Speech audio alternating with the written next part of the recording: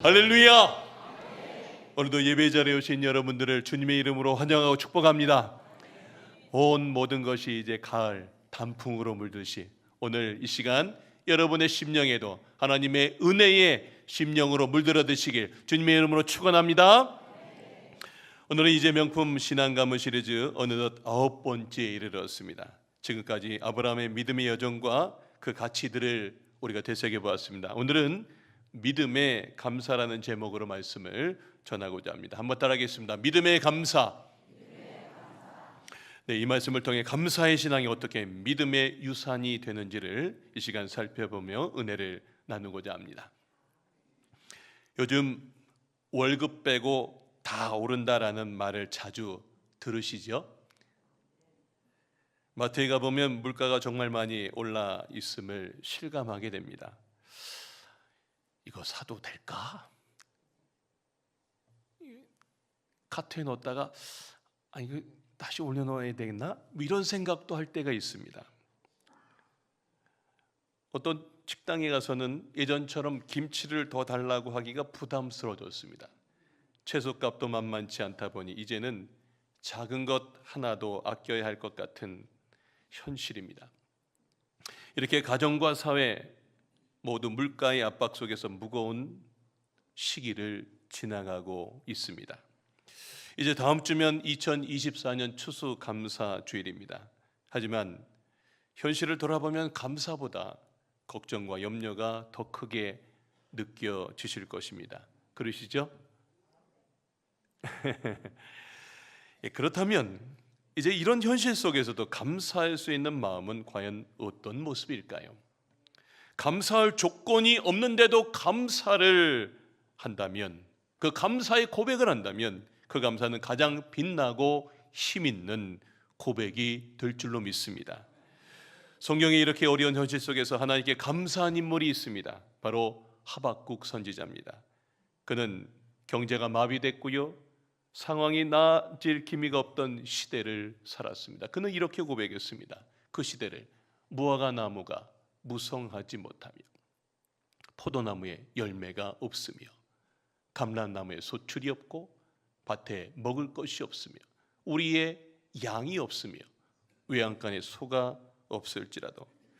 마치 우리의 현실을 보는 것 같습니다. 직장은 불안정하고 애들 교육비는 점점 부담스럽고요, 생활비는 빠듯합니다. 현재 우리의 모습과 다르지 않습니다. 이런 상황에서 대부분의 사람들은 아이고 목사님 힘들어요, 죽겠어요, 이렇게 말하는 게 당연히 느껴질 것입니다. 그런데 하박국 선지자는 이렇게 고백한다는 것입니다. 나는 여호와로 인해 즐거워하며 나의 구원의 하나님으로 인해 기뻐하리로다. 할렐루야. 주 여호와는 나의 힘이시라. 한번 따라합시다. 주 여호와는 나의 힘이시라. 아멘이십니까? 예. 어떻게 이런 믿음의 고백을 할 수 있었을까? 제가 이 하박국서를 읽을 때마다 어떻게 이렇게 고백할 수 있었을까? 저는 오늘 그 답을 오늘 우리가 읽은 창세기 22장 아브라함의 이야기 속에서 그 답을 찾았습니다. 이 시간 말씀을 통해 하나님을 신뢰하고 감사할 수 있는 비밀을 발견하는 귀한 시간 되시길 주님의 이름으로 축원합니다. 자, 오늘 이 본문을 이렇게 쭉 이제 보기 전에 하박국 선지자가 감사할 수 있었던 이유는 결론적으로 말하면 상황을 뛰어넘는 믿음의 눈을 가지고 있었기 때문입니다. 한번 따라합시다. 믿음의 눈. 오늘 아브라함도 그 믿음의 눈을 가지고 있었습니다. 도대체 그 믿음의 눈이 무엇일까요?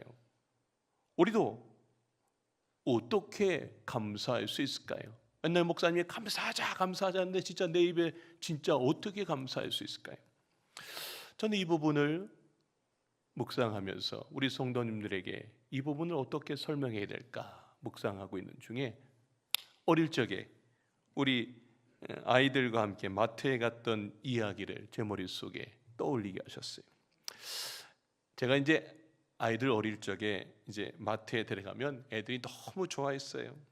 그냥 카트에 태우고 쭉 가면 막 줘갖고 자기가 좋아하는 거, 아빠 저거, 아빠 과자 넣고 음료수 넣고 뭐 자기가 좋아하는 요구르트 넣고 하여튼 이것저것 다 고릅니다. 그것만이 아니에요. 저기 가서 아빠 저거 시시코너 그래서 시시코너 가서 하나씩 먹고 별의별 거 다 하나씩 찍어 먹고, 이런 걸 경험하니까 아이들한텐 그냥 천국 같은 곳이었습니다. 그런데 계산대 앞에서 자신이 고른 물건이 계산대로 가는 것을 보면 붙잡고 막 떼를 쓰기 시작합니다. 마치 자기 손을 떠나면 영영 뺏길 것 같은 마음이죠. 그러나 마트에서 구입한 물건이 진짜 자기 것이 되기 위해서는 어떻게 해야 될까요? 내 걸 내려놔야 계산대를 통과해야 합니다. 부모님이 계산을 맞춰야 비로소 아이의 것이 되는 것입니다. 믿음의 길도 이와 마찬가지입니다. 믿음의 계산대를 통과할 때 진정 우리의 것이 된다는 것입니다. 아브라함은 사랑하는 아들 이삭을 하나님께 내려놓는 믿음의 시험을 오늘 마주합니다. 오늘 아브라함의 태도를 통해서 믿음이 무엇이며 진정한 감사가 무엇인지 발견하게 될 것입니다. 오늘 제가 전하고 싶은 메시지는 두 가지입니다. 첫 번째 메시지는요, 믿음의 계산대 앞에서 고민하지 말라는 겁니다. 한번 따라 합시다. 믿음의 계산대 앞에서 고민하지 맙시다. 아멘이십니까? 옆 사람한테 이거 같이 고백합시다. 시작.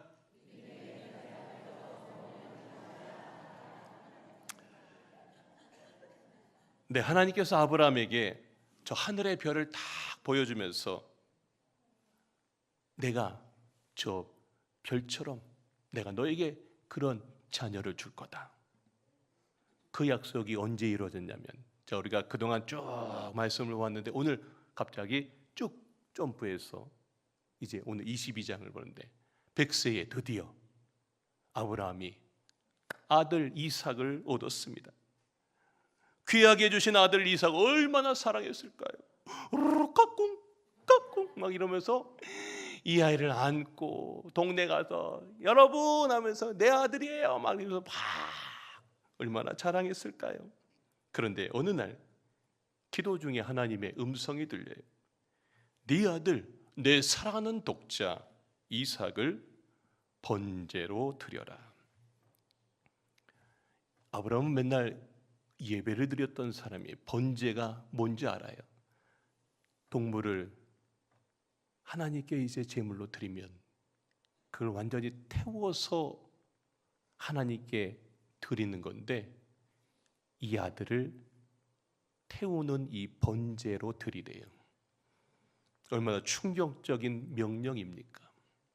여러분 같으면 어떻게 반응하시겠습니까? 하나님께 안 된다라고 대답하지 않으시겠습니까? 하지만 아브라함은 달랐습니다. 오늘 제가 이제 창세기 22장 전체를 좀 아울러 볼 텐데, 오늘 22장 3절 읽지는 않았지만 아브라함이 이렇게 합니다. 자, 우리 다 같이 한번 읽어보겠습니다. 시작.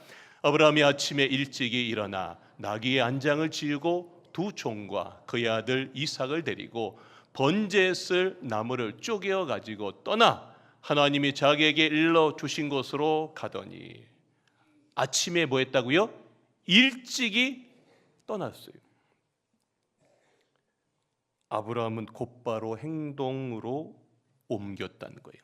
고민하지 않고 믿음의 계산대 위에 아들 이삭을 올려놓고 하나님 말씀에 전적으로 순종했다는 거예요. 아브라함은 이삭을 하나님께 맡길 때 이런 마음이에요. 하나님께서 반드시 책임지실 것을 믿었다는 것입니다.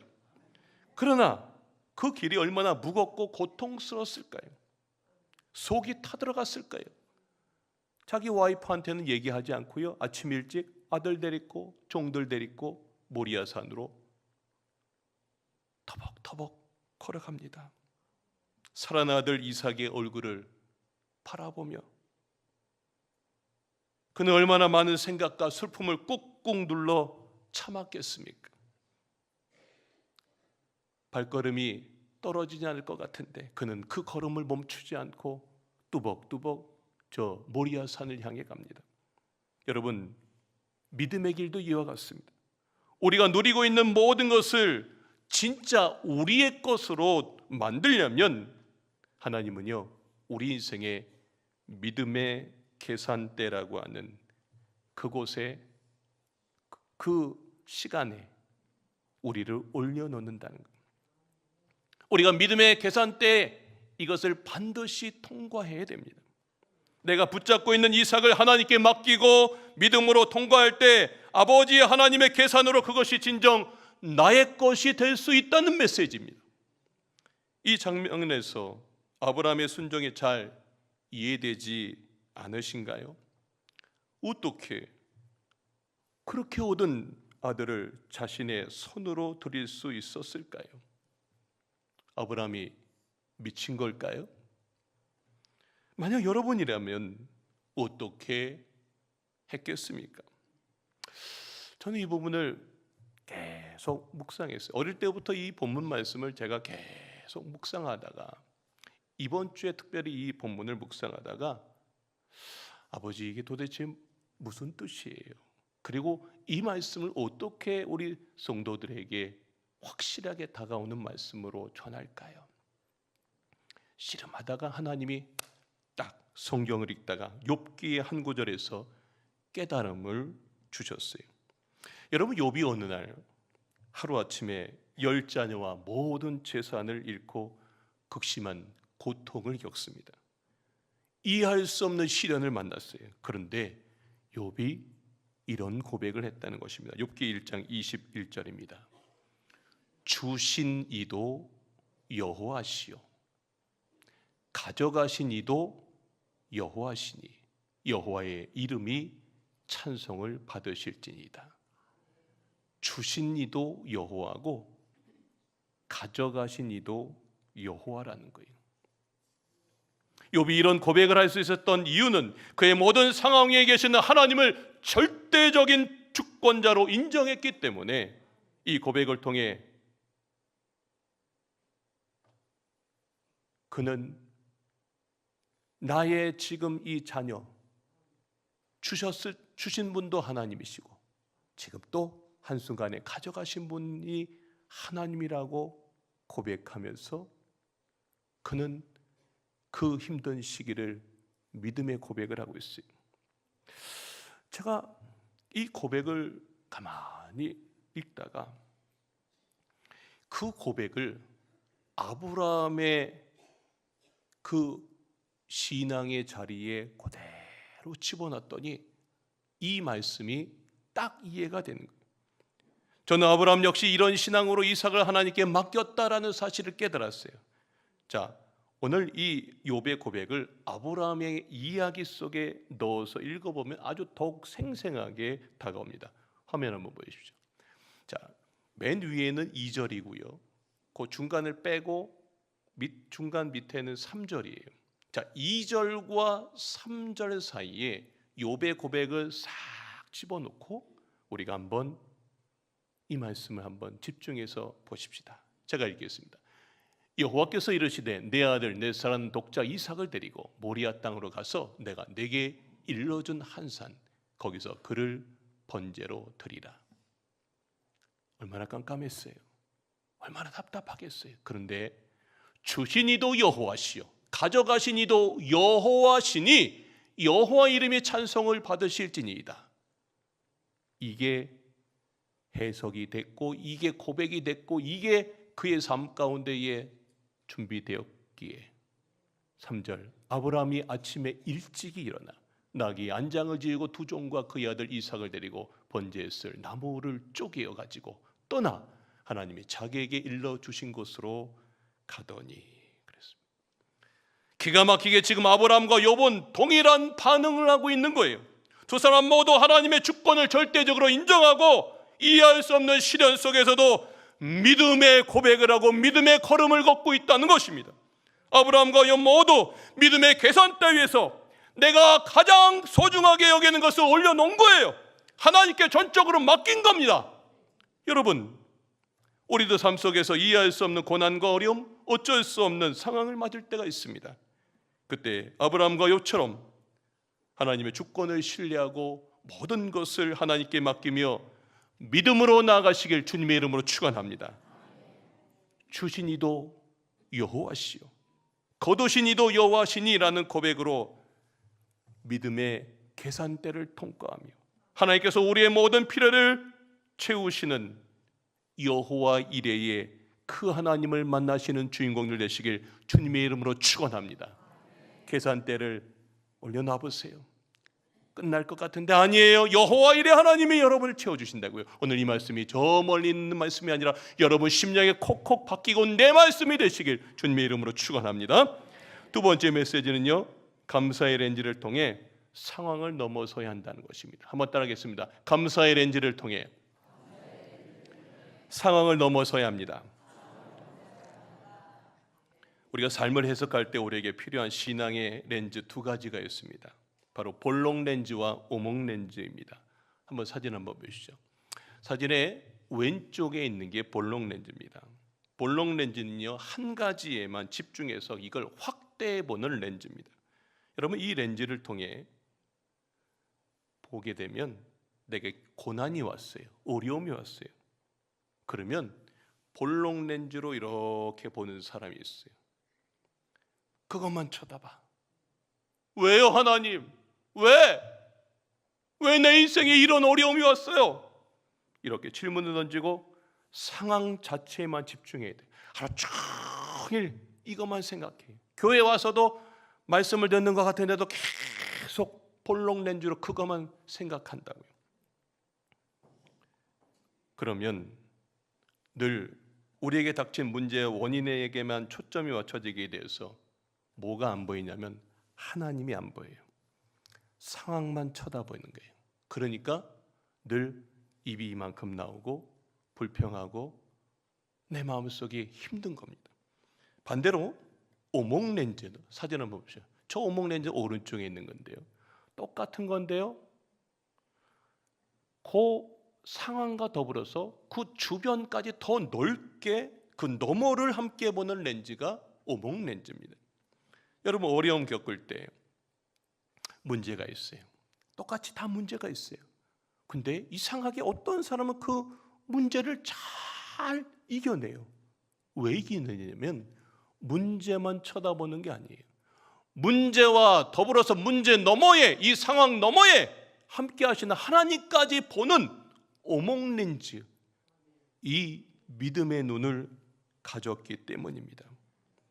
이 눈이 열리게 되면 현재 고난 속에서도 하나님을 신뢰하는, 감사할 수 있는 시각이 생깁니다. 그래서 이 오목 렌즈가 바로 감사 렌즈입니다. 따라합시다. 감사 렌즈. 자, 하나님께서 아브라함에게 창세기 22장 2절에서 네 아들, 내 독자, 네 사랑하는 아들 그 이삭을 번제로 드리라고 말씀하셨을 때 아브라함이 얼마나 혼란스러웠을까요? 만약에 볼록 렌즈로 보았다면 왜요? 왜 이삭을 왜 데리고 가요? 왜 하나님이 백세해 주셨는데 왜 데리고 가냐고요? 하면서 질문이 떠올라요.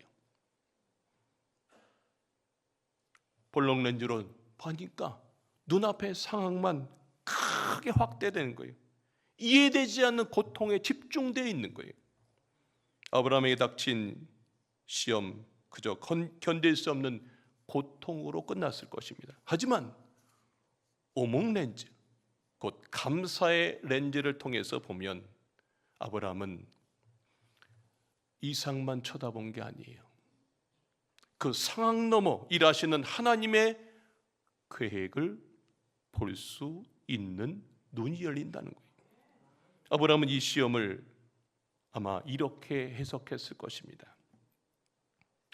자, 오목 렌즈로 이렇게 고백했을 거예요. 그래, 나는 원래 자식이 없던 사람이었지. 그런데 하나님께서 백세의 이삭을 주셨잖아. 그 아들 잠시 내게 맡기신 거야. 이 오목 감사 렌즈를 통해서 아브라함은 이 상황을 넘어서 역사하시는 하나님까지 본 거예요. 그러니까 추신이도 여호와시요 거두신이도 여호와시요 그러면서 아침 일찍 아들 데리고 출발할 수 있었던 거예요. 만약 아브라함이 볼록 렌즈로만 이 상황을 바라보았다면 그는 결코 모리아 산을 향해 출발하지 않았을 것입니다. 상황만 보았다면 그 결단은 흔들렸을 것이고 하나님의 부르심에 응답하지 못했을 겁니다. 그러나 감사의 오목 렌즈를 통해서 아브라함은 하나님의 손길을 볼 수 있었고요, 결국 이삭을 향해 칼을 드는 그 자리까지 가서 순종합니다. 그 결과 어떻게 됐습니까? 아브라함이 하나님이 내가 감동받았다. 이제서야 너가 정말로 믿음의 조상이 되고 너의 후손을 통해서 다윗이 나오고 예수 그리스도가 와서 이 땅의 모든 구원의 계획을 너를 통해서, 너의 가문을 통해서, 너의 나라를 통해서 이루어 줄 것이다 말씀해 주신 줄로 믿습니다. 여러분, 우리의 삶 속에서도 이러한 감사의 렌즈가 필요합니다. 우리도 현실의 문제에 매이지 않고 그 너머의 역사하시는 하나님을 볼 수 있는 감사의 렌즈를 사용해야 됩니다. 그럴 때 우리는 아브라함처럼 그래 추신이도 여호와시요 욥처럼 거두신이도 여호와신이라고 고백할 수 있습니다. 여러분, 아브라함은요 이 렌즈로 상황보다 어디에 더 집중했냐면 하나님의 말씀을 더 신뢰했어요. 자, 창세기 22장 5절 말씀 보면 아브라함이 이제 종들과 이삭을 데리고 모리아산 고까지 다 왔어요. 이제 산에 오를 때가 됐어요. 그런데 산에 오르기 전에 종들에게 이렇게 말합니다. 자, 5절 말씀입니다. 너희는 나귀와 함께 여기서 기다리라. 내가 아이와 함께 저기 가서 예배하고 뭐가 나와요? 우리가 너희에게로 돌아오리라. 여러분, 지금 아들을 데리고 산에 올라가서 예배하고 오면 누가 와야 돼요? 혼자 와야 돼요. 그죠? 근데 우리가 너희에게로 돌아오리라 라고 표현하고 있어요. 이 말씀 속에서 아브라함이 이삭을 통해 언약을 이루실 것이라는 하나님의 말씀을 붙잡고 있음을 우리는 확인할 수 있습니다. 상황보다 하나님의 말씀을 더 신뢰한 겁니다. 아브라함이 이 고백을 하나님께서 이 이삭을 제물로 바치는 명령을 하셨더라도 다시 살리거나 언약을 이루실 방법을 예비하실 것이라는 믿음에서 나왔다는 고백인 줄로 믿습니다. 히브리서 11장 17절로 19절에 그의 믿음을 이렇게 표현하고 있습니다. 아브라함은 시험을 받을 때에 믿음으로 이삭을 드렸으니. 뭐로요? 믿음으로. 그가 하나님이 능히 이삭을 죽은 자 가운데서 어떻게 한다고요? 다시 살리실 줄로 생각한지라. 할렐루야. 예. 또한 이삭이 번제할 제물에 대해 물었을 때 얼마나 마음이 떨렸겠어요. 제가 아들 데리고 올라가는데요, 아빠, 번제할 어린 양은 어디 있어? 이렇게 물어보면 제가 갑자기 걸음을 멈출 것 같아요. 그리고 땅바닥에 털썩 주저앉을 것 같아요. 바로 내 옆에 있는 애잖아요. 그걸 어떻게 말해요? 그런데요, 아브라함이 뭐라 그러냐면 내 아들아, 번제할 어린 양은 하나님이 자기를 위해 친히 준비하시리라 그랬습니다. 따라합시다. 하나님이 자기를 위해 친히 준비하시리라. 여러분, 이 말은 단순히 이삭에게 안심시키려는 말이 아닙니다. 하나님께서 필요한 것을 준비해 주실 것이라는 깊은 신뢰에서 나온 믿음의 고백인 줄로 믿습니다. 바로 이 신뢰가 우리의 감사 렌즈가 되어야 하지 않겠습니까? 여러분도 믿음의 눈으로 하나님의 약속을 바라보고 눈앞의 현실을 넘어서는 믿음의 주인공들 되시길 주님의 이름으로 축원합니다. 믿음이란 내가 가진 생각을 믿는 게 아니에요. 믿음이란 상황을 믿는 것이 아닙니다. 우리는 보통 논리적이고 합리적인 상황 속에서만 믿음을 가집니다. 하지만 그런 믿음은 신앙이라기보다는 상식과 이성에 가깝습니다. 믿음이란, 참된 믿음은 히브리서 12장 2절 말씀 보여주세요. 네, 자, 우리 다 같이 한번 읽읍시다. 시작. 믿음의 주요 또 온전케 하시는 이인 예수를 바라보는 것입니다. 아멘.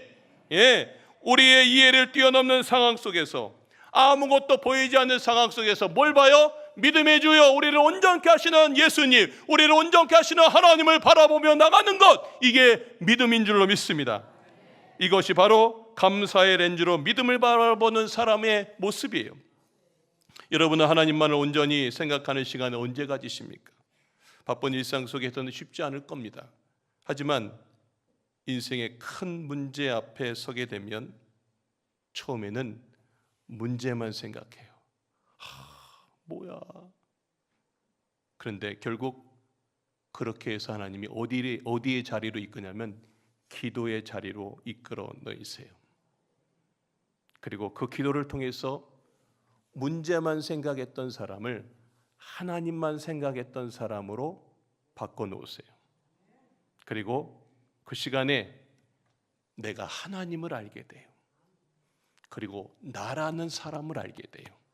그리고 지금 내 앞에 있는 이 문제의 의미를 다시금 깨닫게 하신다는 거예요. 그게 기도의 자리예요.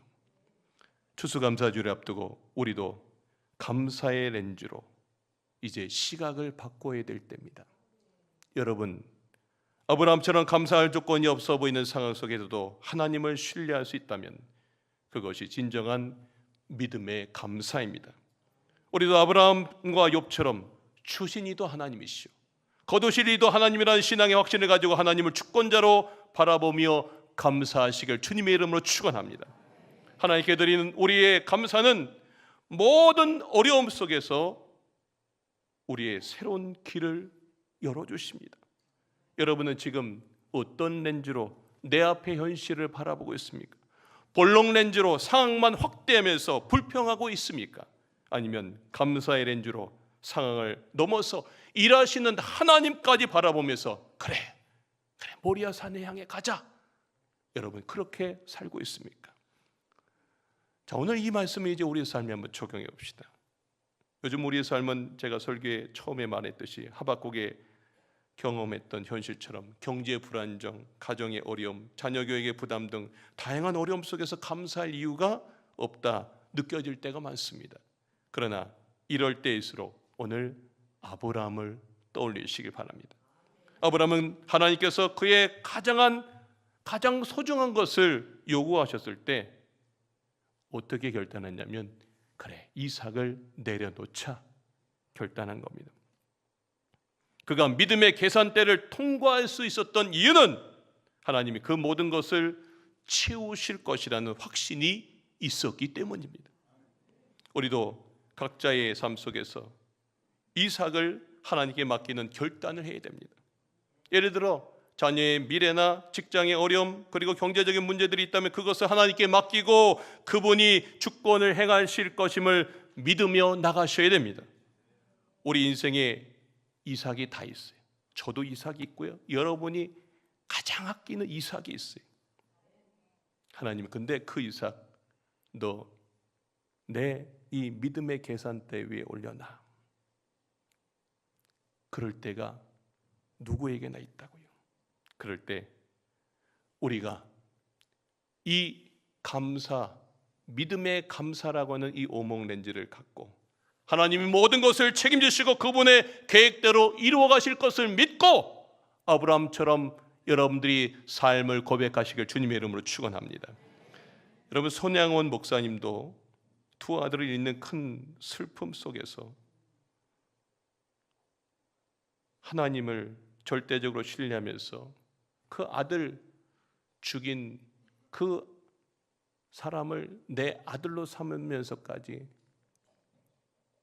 그가 장례식에서 두 아들이 죽는 그 장례식에서 참 특별한 9가지 감사를 했습니다. 한번 화면 한번 보십시오. 아들 2명이 죽는 그 자리, 그 장례식에서 그는 이렇게 고백했습니다. 죄인된 내게 순교의 자식들이 나오게 하신 하나님께 감사합니다. 수많은 성도 중 이런 보배들을 맡겨주신 하나님께 감사합니다. 6자녀 중 가장 아름다운 2 아들을 바치게 된 것을 감사합니다. 한 아들도 귀한데 2 아들이 순교하게 하심을 감사합니다. 예수 믿다가 누워 죽는 것도 큰 복인데 전도하다가 순교했으니 감사합니다. 미국 유학을 준비하던 아들이 더 좋은 천국에 갔으니 감사합니다. 아들을 죽인 원수를 용서하고 그를 사랑할 마음을 주신 하나님께 감사합니다. 두 아들의 순교로 수많은 천국의 아이들이 생길 것을 믿으며 감사합니다. 역경중에도 하나님의 사랑을 깨달을 수 있게 하신 주님께 감사합니다. 여러분, 이 감사는요 똑같아요. 욥이나 아브라함처럼 주신 이도 하나님이시오, 거두신 이도 하나님이시라는 믿음의 고백에서 나온 거예요. 여러분, 한번 생각해 보십시오. 우리가 가진 모든 것을 하나님께서 잠시 맡겨줬어요. 내 자녀 여러분 것 같으세요? 아니에요. 잠시 여러분한테 맡긴 거예요. 내 직장, 내 건강, 내 재정, 내가 이룬 모든 것 내게 아니에요. 하나님이 우리에게 잠시 주신 선물입니다. 주신 이도 여호와시오, 거두신 이도 여호와시니라는 고백을 여러분 하며 이번 주 우리 각자가 이 이삭을 믿음의 계산대 위에 올려놔 보십시오. 신기한 일이 벌어집니다. 여러분, 아브라함이 이삭을 데리고 모리아산을 향해 올라갑니다. 죽을 것 같은데요, 저 산 반대편에는 누가 올라오냐면 순양이 같이 올라오고 있어요.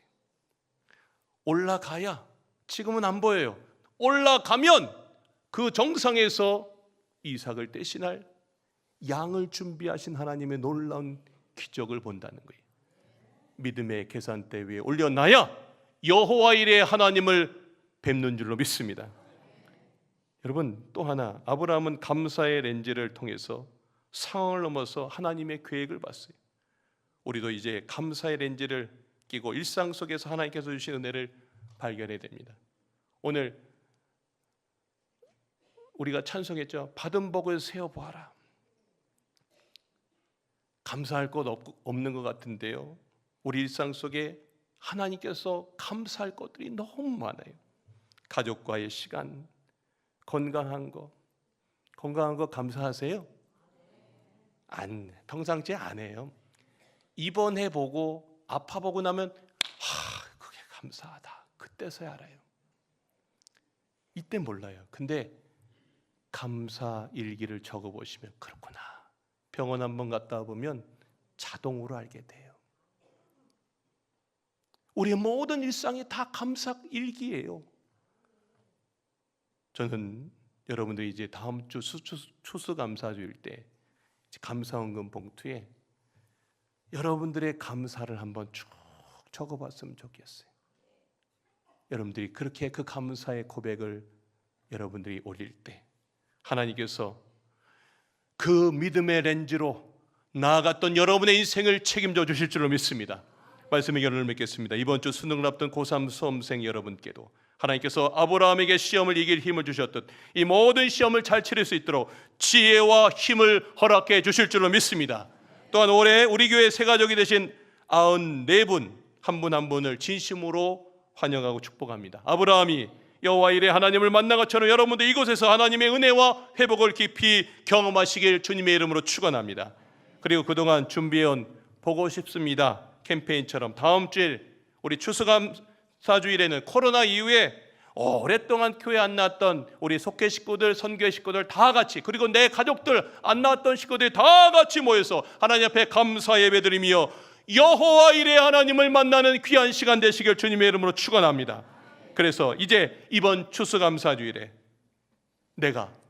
나도 아브라함처럼 믿음의 놀라운 간증을 하며 그래 여호와 일의 하나님이 내 인생 가운데 역사하셨노라고 하나님 앞에 믿음의 귀한 간증거리가 많아지시는 우리 강화중학교 성도님 되시길 주님의 이름으로 축원합니다. 그래서 여러분의 믿음이 명품 가문 되시길 주님의 이름으로 축원합니다.